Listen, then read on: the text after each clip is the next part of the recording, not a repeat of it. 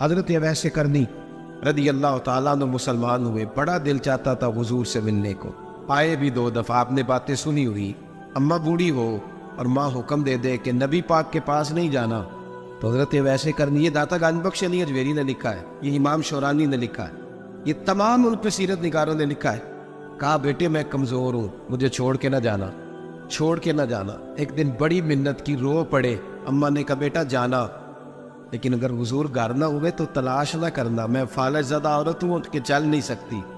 حضرت اویس کہتے میں نے دروازے پہ دستک دی، یہ امام شورانی کے جملے، سیدہ عائشہ صدیقہ اندر سے بولی کون ہے دروازے پہ؟ بڑی عاجزی، بڑی درویشی، کہنے لگی اماں جی ایک فقیر ہوں، یمن کا رہنے والا ہوں، ایک فقیر ہوں، ایک درویش ہوں، یمن سے آیا ہوں، محبوب سے ملنا ہے۔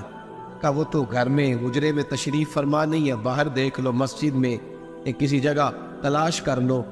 حضرت اویس کرنی کی آنکھوں میں آنسو آئے، کہنے لگے وہ آئے تو بتا دینا کہ ایک قرن سے فقیر آیا تھا۔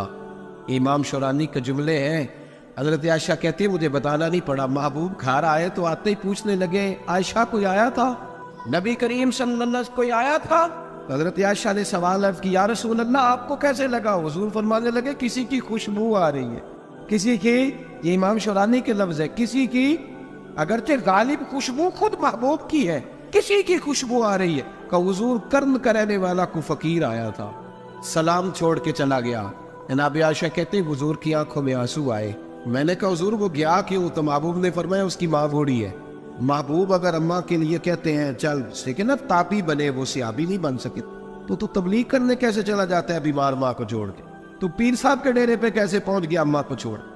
تجھے کس نے اجازت دی کہ ماں باپ بوڑھے تھے اور تو کہے جی میں وہاں جا رہا ہوں، میں نے چلے کرنے ہیں، وظیفے پڑھنے؟ بھائی جب حضرت اویس کرنی اعلیٰ حضرت امام اہل سنت رحمۃ اللہ علیہ آپ نے لکھا ہے کہ وہ جو محبوب کا فرمان ہے نا، بخاری مسلم میں رضا اللہ فی رضا الوالد،